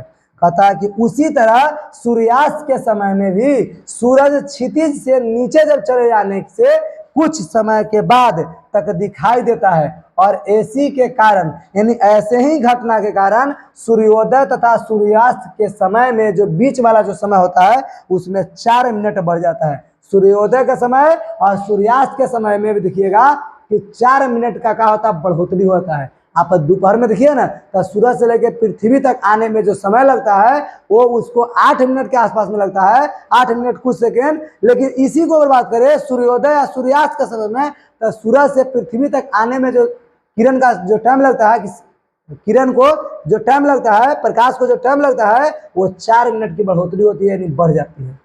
क्लियर? तो ये सूर्योदय या सूर्यास्त के समय के टाइम, सूर्योदय दोनों के बीच के जो टाइम था वो टाइम बात करता है। आगे सुनिए। अब प्रकाश का प्रतिनन आप कभी सुने होंगे या जानते होंगे, नहीं जानते तो जानिए।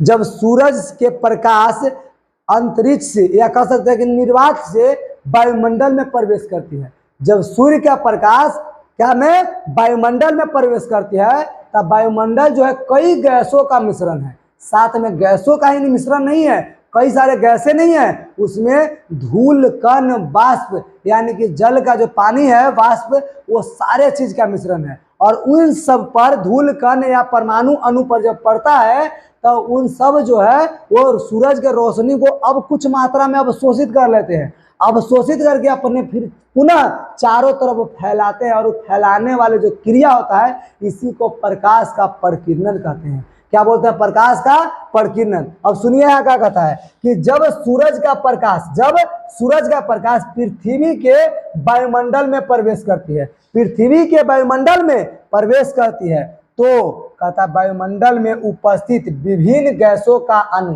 तब वायुमंडल में उपस्थित विभिन्न गैसों का अणु एवं परमाणु प्रकाश को क्या कहता है? अवशोषित कर लेता है। प्रकाश के कुछ मात्रा को, कुछ भाग को अवशोषित ले लेता है, यानी अवशोषित कर लेता है, और पुनः फिर से दोबारा प्रकाश को सभी दिशाओं में उत्सर्जित करता है। प्रकाश को सभी दिशाओं में क्या करता है? फैलाता है, उत्सर्जित कर देता है। और जिस प्रक्रिया को, इसी प्रक्रिया को क्या कहते हैं? प्रकाश के परिकिरणन कहते हैं। इसी प्रक्रिया को क्या कहेंगे? प्रकाश के परिकिरणन कहते हैं। अब पॉइंट देखिए कि प्रकाश के परिकिरणन के बारे में रेल नाम के वैज्ञानिक ने बताया था। प्रकाश के परिकिरणन के बारे में किसने बताया? रेल नाम के वैज्ञानिक ने बताया था। कहता है कि ये परिकिरणन जो है वो प्रकाश के तीव्रता आपतित प्रकाश के तरंगदैर्घ्य के चौथी घात के व्युत्क्रमानुपाती होता है। उन्होंने, रेल के वैज्ञानिक क्या बताए थे कि जो परिकिरणन जो है वो प्रकाश के तीव्रता के आपतित किरण का, प्रकाश के तीव्रता के आपतित प्रकाश के तरंगदैर्घ्य के चौथाई घात के व्युत्क्रमानुपाती होते हैं। यानी इतना इसका इस फार्मूला है। किनके? रेल नाम के वैज्ञानिक ने प्रकाश के बारे में इतना क्या दिए हैं? फार्मूला दिए हैं, यानी कि इतना व्युत्क्रमानुपाती होता है। कंप्लीट। चलिए अब अगला नंबर देखिए, अगला नंबर बारी आता है प्रकाश के वर्ण विक्षेपण के बारे में। वर्ण विक्षेपण किसको बोलते हैं? वर्ण मतलब होता है रंग, यानी कलर का विक्षेपण मतलब भाग, अलग अलग भाग में बट जाना। जब श्वेत प्रकाश को इधर से देखिए, ये प्रिज्म की तरह आपका भाग है ना, जब इधर से श्वेत उज्ज्वला व्हाइट कलर के प्रकाश को जब देते हैं, प्रिज्म से गुजारा जाते हैं, जब देते हैं गुजरने के लिए गुजारा जाता है, तो यह विभिन्न रंगों में विभक्त हो जाते हैं, अलग अलग कलर में बट जाते हैं, और इस घटना को प्रकाश का वर्ण विक्षेपण कहते हैं। इसी घटना को प्रकाश के क्या कहते हैं? वर्ण विक्षेपण कहते हैं। बिल्कुल याद रखिएगा। आगे अगर देखें तब प्रिज्म, ये हमारा प्रिज्म है बाबू, इसी को कहेंगे प्रिज्म। प्रिज्म त्रिभुजाकार होता है, कांच का कोई पट या टुकड़ा जिसके दोनों सम्मुख फलक जो है समानांतर नहीं है। ये दोनों जो सम्मुख जो है ये समानांतर बिल्कुल नहीं हो, उसी को प्रिज्म कहेंगे। और यह हमेशा त्रिभुजाकार होता है। प्रिज्म जो है हमेशा कैसा होता है? ये त्रिभुजाकार होता है। इससे एक रोशनी यानी व्हाइट कलर दीजिए तो 7 कलर आपको दिखाई देगा। और इसी 7 कलर का आपको नाम बताते हैं कि 7 कलर का नाम क्या है? बैजानी, हपीलाना। अब यही से आपको याद रखेंगे। अब वर्णपट जो है स्पेक्ट्रम, ये बिल्कुल आपको याद कराएगा, सारे के सारे कलर यहाँ पर कंप्लीट कराएगा। कहता न्यूटन ने सर्वप्रथम प्रिज्म की सहायता से, न्यूटन जो है सबसे पहले प्रिज्म की सहायता से वर्णपट का प्रयोग किए थे। किसका प्रयोग किए थे? वर्णपट का प्रयोग किए थे। और जिस पट्टी पर कहता कि विभिन्न रंगों विभक्त हो जाती है, जिस पट्टी पर अलग अलग कई सारे रंग बट जाते हैं, विभक्त हो जाते हैं, बट जाते हैं, उसी को वर्णपट कहते हैं। इसी को क्या बोलेंगे? वर्णपट कहते हैं। कहता स्पेक्ट्रम पर हमें 7 प्रमुख रंग दिखाई देते हैं, इसी वर्णपट को ही स्पेक्ट्रम बोलते हैं। और स्पेक्ट्रम पे हमें 7 रंग दिखाई देते हैं, जिसको शॉर्टकट में बोलते हैं बैजानी, हपीनाला। अब वै मतलब बैगनी, बैगनी, जामुनी, उसके बाद नीला, हरा, पीला, नारंगी और लाल, 7 रंग आपका क्लियर होता है। पहला नंबर वै से बैगनी, जा से जामुनी, नी से नीला, उसके बाद ह से, बिल्कुल याद रखेंगे, ह से हरा, उसके बाद पी से पीला, बिल्कुल पी से पीला, ना से नारंगी, नारंगी है ना, ला से लाल, ला से लाल। ये जो आपको 7 रंग है, ये सातों रंग आपको स्पेक्ट्रम पर बहुत अच्छे से दिखाई देता है। सातों रंग आप कभी भी देखे होंगे इंद्रधनुष के रूप में, और ये बरसात के मौसम में ज्यादा दिखाई देगा। जब भी बरसात का मौसम, अभी लगभग बरसात का मौसम आने वाला है, तब जाकर के आपको बारिश होगा, जैसे खत्म होता है या बारिश के बीच में भी कभी कभी ऐसा होता है, ये आपको देखने के लिए मिलता है। नहीं तो आप कभी भी जा सकते हैं जहाँ से झरना गिरता है ना, झरना वाले एरिया में, वहां पर आप देखिएगा झरना पर आपको ये दिखाई देता है क्या, इंद्रधनुष। इंद्रधनुष के रूप में बहुत अच्छे से देख सकते हैं। चलिए हम लोग आगे देखेंगे। कहता है वर्ण में लाल रंग, वर्ण मतलब कलर में लाल रंग जो बात करते हैं, तो लाल रंग का चाल अधिक होती है, जबकि इसकी अपवर्तन यानी प्रकीर्णन कम होता है। लाल रंग का चाल अधिक होगा, प्रकीर्णन इसका कम होगा। आप बैगनी रंग की बात करें तो बैगनी रंग का चाल कम होता है, जबकि इसका प्रकीर्णन अधिक होता है। अपर्णांक या प्रकीर्णन की बात करें, ये ज्यादा होता है। तो 2 पॉइंट आपका आता है, और दोनों का दोनों इंपॉर्टेंट होते हैं। क्या कि वर्ण में लाल रंग की चाल अधिक और इसकी प्रकीर्णन कम होता है, और बैगनी में चाल कम और प्रकीर्णन इसका अधिक होता है। दूसरी बात अगर बात करें तो देखिए तरंगदैर्घ्य के बारे में। तरंगदैर्घ्य का ऐसा मात्रक कहता है एंगस्ट्रम होता है। क्या होता है? एंगस्ट्रम। बिल्कुल याद रखेंगे। कहता है तरंगदैर्घ्य का ऐसा मात्रक एंगस्ट्रम होता है। क्लियर। चलिए कहता लाल रंग के तरंगदैर्घ्य की बात करें तो 6563 ये होता है, यानी एंगस्ट्रम होता है। और बैगनी रंग की बात करें तो 3959 एंगस्ट्रम होता है। इसे वो है ना, इसे एंगस्ट्रम पढ़ते हैं। क्या बोलते हैं? एंगस्ट्रम पढ़ते हैं। क्लियर। चलिए आगे देखेंगे। और अगला नंबर यानी इंद्रधनुष के बारे में, जो अभी बता रहे थे कि इंद्रधनुष हमें दिखाई पड़ता है बरसात के बाद। अब सुनिए यहाँ पर कि बरसात, जब भी बारिश के मौसम नहीं, बरसात, बारिश हुआ, अब बारिश होने के बाद बरसात खत्म, यानी बारिश खत्म हुआ। बारिश वर्षा के बाद, पश्चात मतलब बाद होता है, पश्चात मतलब क्या होता है? बाद।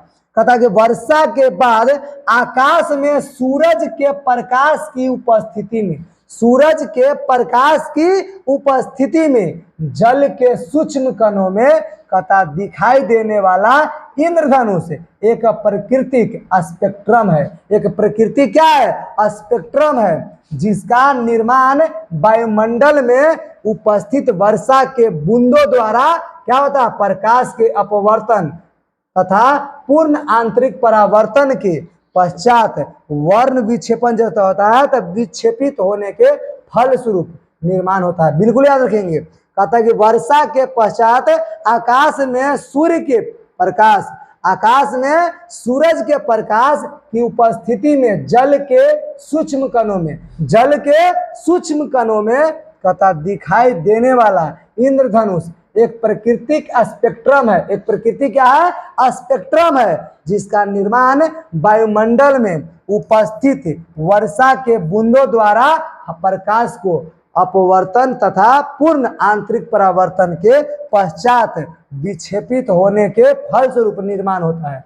और इसी को हम लोग बोलते हैं इंद्रधनुष। क्या बोलते हैं? इंद्रधनुष, जो आपको बरसात के बाद आपको इस तरह से दिखाई देगा, जिसमें 7 कलर होते हैं। कभी कभी तो आपको रोशनी की वजह से या पानी अच्छे तरह से नहीं दिखते हैं, जिसकी वजह से 2, 3, 4 कलर दिखते हैं। कभी कभी 7 कलर आपको, सातों का सातों कलर आपको अच्छे तरह से दिखाई देता है। और बिल्कुल आपको बताते हैं कि इंद्रधनुष हमेशा ये आधा दिखाई देता है, लेकिन बनता गोलाकार है। जब भी इसको अगर देखिए तो ऊंचाई पहाड़ों पर से देखिएगा तो बिल्कुल आप देखेंगे कि जो इंद्रधनुष बनता है बिल्कुल गोले भाग में बनता है, गोला बनता है। लेकिन हमको जब दिखाई देता है तो बिल्कुल आधे उसका भागे दिखाई देता है। इसके लिए हम लोग समझते हैं कि इंद्रधनुष आधा होता है, लेकिन वो आधा नहीं, ये पूरा का पूरा होता है, कंप्लीट। चलिए अब जानेंगे कि इंद्रधनुष बनने में 3 प्रमुख भूमिका निभाती है। एक प्रकाश का अपवर्तन, प्रकाश का पूर्ण आंतरिक परावर्तन और प्रकाश का वर्ण विक्षेपन। जब भी इंद्रधनुष बनता है तो 3 गो प्रमुख भूमिका निभाती है। पहला प्रकाश का अपवर्तन, दूसरा प्रकाश का पूर्ण आंतरिक परावर्तन, और तीसरा जो होता है प्रकाश का वर्ण विक्षेपन। प्रकाश का वर्ण विक्षेपन। क्लियर। चलिए आगे बढ़ेंगे। और अगला नंबर कहता है कि प्रकाश का रंग नीला क्यों दिखाई देती है? प्रकाश का जो रंग है वो नीला दिखाई देता है। क्यों दिखाई देता है? अभी देखिएगा आकाश में, तो आकाश आपको नीला ही दिखाई देता है। ऐसा क्यों दिखाई देता है, तो इसके बारे में जानेंगे हम लोग। कहता है कि रेले नाम के वैज्ञानिक जो प्रकाश के बारे में क्या दिए थे, ये प्रकाश हो, वर्ण विक्षेपण हो, इसके बारे में एक नियम दिए थे। अब उसी नियम के अनुसार समझेंगे कि रेले के नियम के अनुसार हम कह सकते हैं, कि जिस रंग का तरंगदैर्घ्य कम होती है उसकी प्रकीर्णन अधिक होता है। जिस रंग का तरंगदैर्घ्य कम होता है उसका प्रकीर्णन अधिक होता है। पर हमारी आंख जो है बैंगनी की अपेक्षा नीले रंग के लिए अत्यधिक प्रभावित होता है। हमारी आंख जो है बैंगनी की अपेक्षा नीले रंग के लिए अत्यधिक प्रभावित होती है, और इसीलिए इसका आकाश का रंग हमें कैसा दिखाई पड़ता है? नीला दिखाई पड़ता है। क्लियर? चलिए, ये हमारा हो गया। आगे देखेंगे तो ये देखेंगे कि अंतरिक्ष यात्री, जब अंतरिक्ष यात्री है और आकाश में जाता है तो उसको आकाश बिल्कुल काला दिखाई पड़ता है। हम लोग जब नीचे से ऊपर आकाश देखेंगे, आकाश नीला दिखाई देता है, लेकिन अंतरिक्ष से जाकर देखिएगा आकाश को, तो आकाश ओरिजिनल में काला है। और काला है क्यों, ये देखते हैं। अब अंतरिक्ष यात्री को आकाश काला दिखाई देता है, ऐसा क्यों? हम लोगों को नीला और अंतरिक्ष यात्री को काला क्यों दिखाई देता है? तो चूंकि अंतरिक्ष में वायुमंडल नहीं होते हैं, नहीं, बिल्कुल याद रखें, अंतरिक्ष में वायुमंडल नहीं होते हैं, इसीलिए प्रकाश का प्रकीर्णन नहीं होता है, और प्रकाश का प्रकीर्णन नहीं होने के कारण आकाश काला दिखाई देता है। आकाश कैसा दिखाई देता है? प्रकाश के प्रकीर्णन नहीं होने के कारण आकाश है जो काला दिखाई देता है। कंप्लीट? चलिए अगला नंबर देखेंगे, और अगला नंबर टॉपिक है कि बादल का रंग सफेद होता है। अब देखिए, बादल भी देखे होंगे आप लोग सफेद क्यों होता है? चूंकि बादल जल के सूक्ष्म कणों द्वारा बनता है। जल के सूक्ष्म यानी जल वाष्प के द्वारा जल के छोटी छोटी जो कण है उनके जोड़ करके बादल बनता है, बादल का निर्माण होता है। और ये जो सूक्ष्म जो कण आकार है वाले बूंदे विभिन्न तरंगदैर्घ्य को समान रूप से प्रकीर्णित करती है। याद रखिए, ये सूक्ष्म आकार वाले बूंदे जो है विभिन्न तरंगदैर्घ्य को क्या करता है? समान रूप से प्रकीर्णित करते हैं, और इसीलिए ये सभी रंग मिल करके संवेद रंग के संवेदना देती है। अतः बादल का रंग सफेद होता है। क्या होता है? सफेद। बिल्कुल याद रखेंगे, सफेद होता है। बादल का रंग कैसा होता है? सफेद होता है। कंप्लीट? चलिए, अब कुछ ज्यादा हमारे पास नहीं रह गया, बस कुछ ही रह गया है। सूर्योदय के समय, सूर्यास्त के समय में आकाश का जो रंग होता है वो लाल रंग, देखिए लाल यानी रक्ताभा, यानी लाल दिखाई देता है, रक्त ब्लड की तरह दिखाई देता है। ये प्रतीत कैसे होता है, क्यों होता है, सुनिए। ये हमारे लिए सब्जेक्टिव क्वेश्चन है, और ये बिल्कुल इंपॉर्टेंट क्वेश्चन क्योंकि एग्जाम में आते रहता है, इसलिए बिल्कुल जानिए। और नॉर्मल भी हमको जानना चाहिए कि सूर्योदय, सूरज उगते समय, सूरज डूबते समय सूरज लाल क्यों होता है। ये हमारे अगल बगल आस पड़ोस के भी कुछ लोग ऐसे होते हैं जो आपको से क्वेश्चन पूछ लेते हैं, तो इसलिए तो जानना जरूरी है। क्योंकि जानेंगे कि क्योंकि लाल रंग का तरंगदैर्घ्य अधिक होता है। सबको पता है कि लाल रंग का तरंगदैर्घ्य सबसे अधिक है, बैंगनी रंग का तरंगदैर्घ्य सबसे कम होता है। कहता है कि लाल रंग का तरंगदैर्घ्य अधिक होता है, इसीलिए वह लाल रंग अधिक दिखाई देते हैं। और लाल रंग जो है अधिक दिखाई पड़ता है। सूर्योदय तथा सूर्यास्त के समय में यह काफी दूर स्थित होता है, सूरज काफी दूर स्थित होता है, इसीलिए सूर्य से निकलने वाली प्रकाश को हम तक पहुंचने में काफी लंबी दूरी तय करनी पड़ती है। सूर्य से प्रकाश को हमारे पास पहुंचने में काफी लंबी दूरी तय करनी पड़ती है। कहता है कि जिसके कारण हम तरंगदैर्घ्य वाले प्रकाश का अधिक भाग वायुमंडल में उपस्थित कणों के द्वारा प्रकीर्णित हो जाती है। कहता है हमारे जब प्रकाश जब आता है हमारे वायुमंडल में, जो प्रकीर्णित होने वाले, जो सबसे ज्यादा प्रकीर्णित हो जाते हैं, फैल जाते हैं, वो ज्यादा फैल जाते हैं। और जो नहीं फैलने वाला है वो क्या है? लाल रंग। तो लाल रंग नहीं फैलते, जिसलिए हमारी आंखों तक आ जाती है, बाकी फैल जाते हैं जो इधर उधर भुलाया जाता है बाबू। तो याद रखिए, वायुमंडल में उपस्थित कणों द्वारा प्रकीर्णित हो जाते हैं, और लाल रंग का ही हमारी आंखों तक पहुंच पाता है। लाल रंग ही हमारी आंखों तक पहुंच पाता है, जिसके कारण सूर्योदय तथा सूर्यास्त के समय लाल रंग दिखाई देता है। कौन सा रंग दिखाई देगा? लाल रंग जो है ये दिखाई पड़ता है। क्लियर? चलिए आगे बढ़ेंगे, और अगला नंबर देखिए टॉपिक क्या कहता है, टिंडल प्रभाव। अब टिंडल प्रभाव आप देखे होंगे कभी कभी, लेकिन आपको कभी कभी दिखाई हो सकता है ना दिया हो। कभी झोपड़ी वाला घर में गए होंगे या खपड़ैल एरिया या देखिएगा फूस वाला घर में झोपड़ी में जाइए तो सूरज जो धूप में वाला जो निकलता है तो धूप देखिए वहां पर धूप जो निकलता है, जो कहीं कहीं पर छेद फटा उटा हुआ तो वहां से धूप जो है अंदर घर में प्रवेश कर जाता है, और जब प्रवेश करेगा तो पूरी तरह से बिल्कुल प्रकाश आपको एकदम झलक दिखेगा, एकदम झलकेगा। लाइट आपको पता होना चाहिए, लाइट स्वयं अदृश्य है और जिस वस्तु पर पड़ता है उसे सदृश बनाया जाता है, लेकिन यहाँ पर देखिएगा का कि बिल्कुल लाइट आपको दिखाई देता है, और जो लाइट दिखाता है ना वही को टिंडल प्रभाव कहते हैं। क्या बोलते हैं? टिंडल प्रभाव। और ये टिंडल प्रभाव आपको बगीचा में देखने के लिए मिल जाएगा, जंगलों में देखने के लिए मिलेगा, या अंधेरा वाला घर में जब प्रकाश आता है तब दिखाने के लिए मिलेगा, या अंधेरा वाला किसी खिड़की वगैरह से दिखिएगा तब आपको ऐसे दिखाई देगा। कहता है कि जब कोई प्रकाश की किरण का पुंज वायुमंडल के महीन कणों जैसे धुआं, जल की सूक्ष्म बूंद, धूल के निलंबित कण तथा वायु के अणु से टकराता है तो उस किरण पुंज का मार्ग दिखाई देने लगता है। जब किसी चीज से टकराने लगेगा तो उसके मार्ग को, उसके रास्ता को, यानी किरण पुंज के मार्ग रास्ता दिखाई देने लगता है। और एक कोलाइडी कणों के द्वारा, ये कोलाइडी जो कण होते हैं इसके द्वारा प्रकाश के प्रकीर्णन का परिघटना टिंडल प्रभाव उत्पन्न करती है। क्लियर? इसी को हम लोग बोलते हैं, जो प्रकाश जो आपको दिखाई दे रहा है ना, ये जो रास्ता कि प्रकाश वाला लाइट वाला रास्ता है, इसी को हम लोग टिंडल प्रभाव कहते हैं, और टिंडल प्रभाव के द्वारा ही हमें ये दिखाई देता है। क्लियर? चलिए ये इतना था, आगे हम लोग देखेंगे इसके उदाहरण के बारे में। तो जब धुएं से भरे किसी कमरे में, धुआं से भरा हुआ कोई कमरा में जाकर देखिए तो किसी सूक्ष्म छिद्र से कोई पतला प्रकाश की किरण पुंज प्रवेश करता है, किसी सूक्ष्म क्षेत्र से कोई पतला प्रकाश की किरण प्रवेश करता है तो हम टिंडल प्रभाव देख सकते हैं, वहां पर टिंडल प्रभाव दिखेगा।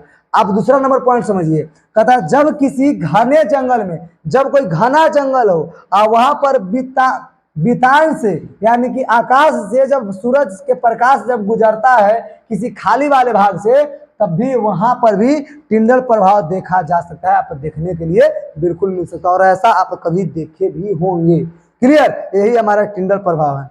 आगे अगर पॉइंट कहता है कि ग्रह क्यों नहीं टिमटिमाते, तो आपको पता होना चाहिए तारा आकाश में होता है, ग्रह भी आकाश में होते हैं, तो तारे टिमटिमाते हैं लेकिन ग्रह कभी नहीं टिमटिमाता। ग्रह कभी देखने का मौका मिले, जैसे आप कोई ग्रह के भी देख सकते हैं, तो ग्रह को आप देखिएगा तो टिमटिमाते नहीं है। क्यों? क्योंकि तारे के अपेक्षा पृथ्वी के काफी नजदीक होते हैं, तारा बहुत दूर होता है और तारे के अपेक्षा जो ग्रह होते हैं वो काफी ज्यादा नजदीक होते हैं, इसीलिए उसे प्रकाश का बड़ा स्रोत माना जाता है, इसीलिए उसको प्रकाश के बहुत बड़ा स्रोत माना जाता है। यदि गृह की प्रकाश पता है, यदि गृह नहीं ग्रह पता है कि यदि ग्रह के प्रकाश बिंदु स्रोतों का संग्रह माने तो प्रत्येक स्रोत द्वारा हमारी आंखों में प्रवेश करने वाले प्रकाश की मात्रा में कुल परिवर्तन का औसत मान क्या हो जाएगा? 0 होगा, और जिस कारण से ग्रह क्या होते हैं? टिमटिमाते नहीं हैं। इसी कारण से ग्रह नहीं टिमटिमाते। क्लियर? चलिए एक वो और मिल जाता है आपको कि खतरे के जो संकेत होता है ये हमेशा लाल रंग में ही क्यों होता है। आपको बता दे कि जब भी खतरा उतरा आगे हो तो वहां पर लाल रंग को ज्यादा प्रदर्शित किया जाता है। और लाल रंग को क्यों खतरा में डाला जाता है? क्योंकि खतरे के संकेत का प्रकाश लाल रंग का होता है।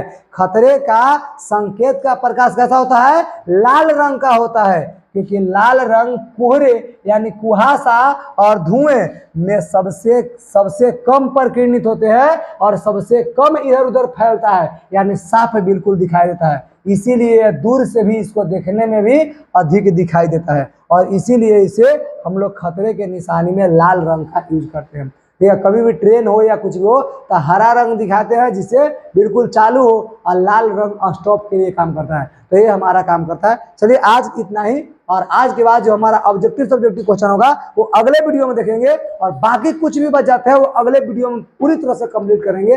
थैंक यू आप सबको लास्ट तक वीडियो देखने के लिए। और अगला भाग देखना है कमेंट जरूर कीजिएगा। और हाँ, अच्छा लगा हो लाइक कीजिए, और जितना ज़्यादा हो पढ़ने वाले विद्यार्थियों के पास, अपने दोस्तों के पास शेयर कीजिएगा। जितने आपके फ़ोन में ग्रुप हैं उन सभी में जरूर डालिएगा। सब्सक्राइब कीजिए, शेयर कीजिए। धन्यवाद।